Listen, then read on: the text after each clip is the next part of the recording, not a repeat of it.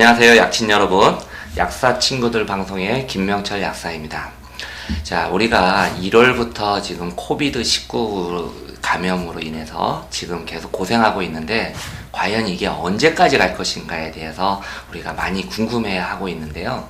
기온이 올라가면 올라갈수록 이게 좋아질 것이다, 이런 얘기들도 많은데, 그럼 여기에서 우리가 또 반론을 제기할 수 있는 게 뭐냐면, 메르스는 중동에서 발생이 됐는데, 중동 같은 경우에는 기온이 올라간 상태고, 그리고 우리가 2015년 5월에 메르스가 발생이 돼서 11월에 끝났는데, 그때가 어찌 보면 1년 중 가장 더울 때 우리가 여름에도 메르스가 발생한 걸 보면 이 기온과 바이러스의 상관관계에서 약간 안 맞는 부분이 있었습니다. 자, 그래서 요즘 새롭게 부각되고 있는 게 뭐냐면 습도하고 연관성이 있다라는 내용들이 요즘 문헌에 나오기 시작하고 있는데요.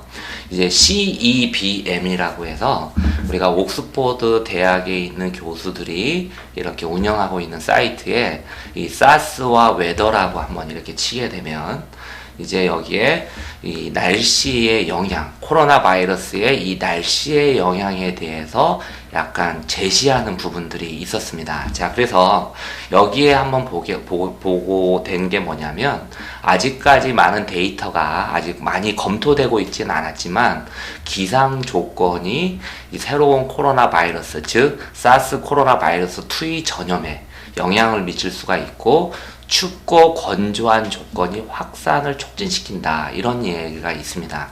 자, 그런데 여기에서 두 개의 추가 연구에 따르면 코비드19의 일일 사망률은 일주 온도 범위, 즉 하루 동안의 이 온도 범위와 긍정적으로 관련되어 있고, 그 다음에 상대 습도와는 부정적인 관계다. 자, 이건 무슨 얘기냐면, 상대 습도가 높으면 높을수록 바이러스는 감소가 된다라는 얘기거든요. 그래서 이 홍콩, 광저우, 베이징, 타이완에서 사스 발생을 분석한 결과, 우리 사스 사례와 관련된 최적의 환경 온도가 섭씨 16도에서 28도가 바이러스 성장을 아주 촉진시킬 수 있는 온도라고 돼 있는데, 환경 온도의 급격한 상승과 감소는 인간의 면역 체계에 있어서 날씨와 관련이 있기 때문에 콜드 스펠과 관련이 있다고 합니다. 콜드 스펠이라는 건 뭐냐면 평상시보다 낮은 한동안의 추위를 이야기합니다. 그래서 이 연구는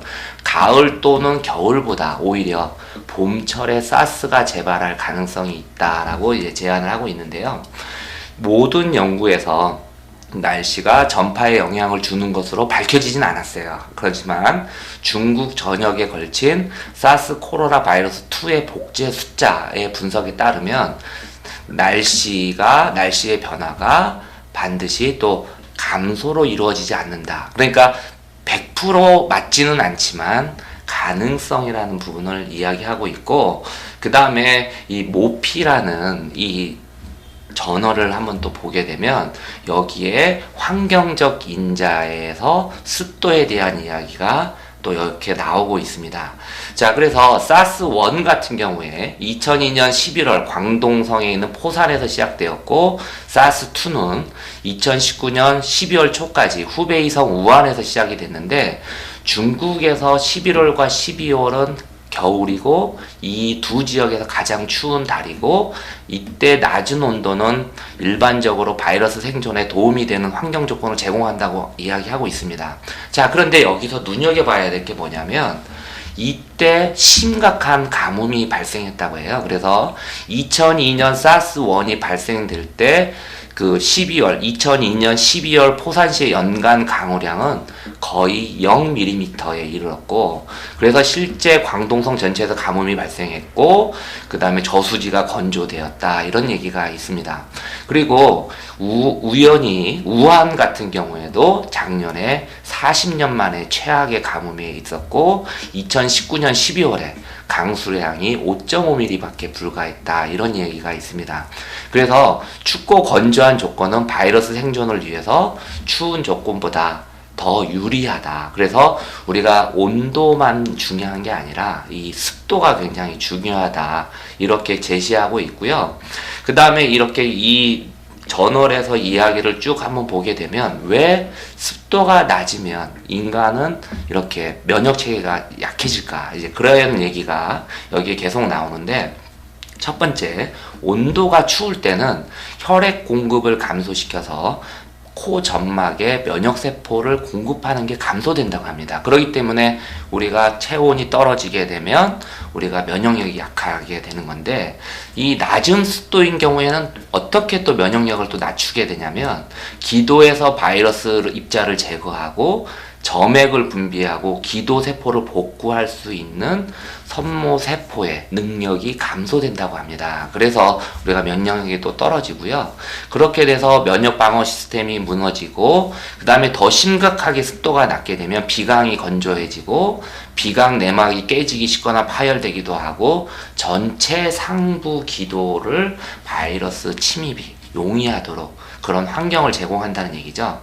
자, 그러면 메르스가 발생할 때 이 저널에서는 어떤 이야기가 있었냐면, 2012년 6월 사우디아라비아 제다에서 사는 환자에서 처음 발견이 됐는데, 제다의 연간 강우량이 61mm밖에 안 됐다는 얘기예요. 그래서 그해 6월에는 제다에서 비가 전혀 없었다고 합니다. 그래서 이 습도에 대해서 우리가 한번 연구해 볼 가치가 있고요.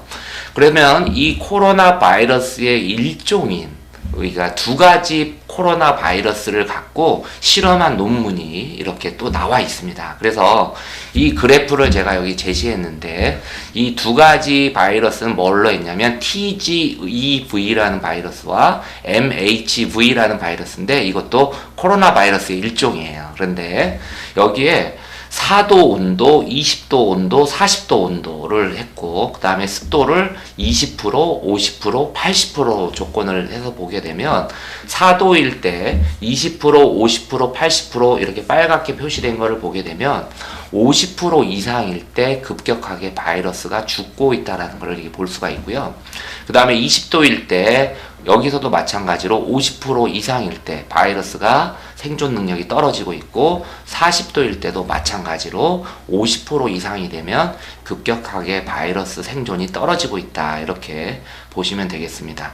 자, 그래서 이거를 한번 우리나라 습도와 한번 비교를 해봤습니다. 그래서 이제 기상청의 자료를 갖고 한번 제가 조사를 해봤는데, 여기 대구에서 여기 보시면 29일 확진자가 741명이 있었습니다. 근데 여기서 우리가 잠복기를 보통 평균 4 내지 7일로 거슬러 올라가게 되면 22일 날 46, 23일 날 42.3, 24일 날 40.3으로 상대 습도가 낮았다라는 게 여기서 한번 보입니다. 물론 정부의 강력한 방역 대책이 첫 번째였고, 그 다음에 이 환경에서 습도도 좀 중요하다라는 걸 한번 볼 수가 있고요. 그러면 우리가 전국적으로 이 확진자의 숫자를 보게 되면 제주도 같은 경우에나 인천 같은 경우에도 2차 감염이 확산이 안 되고 주로 외국에서 감염돼서 온 경우가 많은데, 1981년부터 2010년까지의 상대 습도 평균을 한번 또 찾아봤는데요. 서울 같은 경우에는 64.4, 인천은 68.6, 대구는 61.6으로 굉장히 좀 낮다라는 거 한번 보이고, 코비드19에 대한 확산의 감소가 1차적으로는 정부의 강력한 방역 체계에 있다고 봅니다. 그리고 의료진의 값진 희생이 바탕이 되었고, 그 다음에 정부의 마스크 오브제 시행에 따르는 약국의 헌신도 확산을 막는 데 도움이 되었으리라 보는데요. 우리는 그 정부의 방역 정책에 동참해야 되고, 사회적 거리두기를 실천하고, 그 다음에 마스크 착용과 손 씻기, 그리고 하나 더 추가하게 되면 실내 습도를 유지하는 것도 어느 정도 도움이 되지 않을까 생각해 봅니다. 그래서 다시 한번 이야기하지만, 습도가 코로나 바이러스의 전파에 가장 직접적이다라고는 말씀드리고 싶지는 않습니다. 하지만 실내 생활에서 어떤 생활 방식에서 이 습도를 좀 올리는 방법도 좀 도움이 되지 않을까, 이렇게 제안을 해봅니다. 이렇게 습도에 대해서 한번 고민 한번 해보시고요. 약은 동네 약국 약사님들에게 문의 후 구입해 주세요. 감사합니다.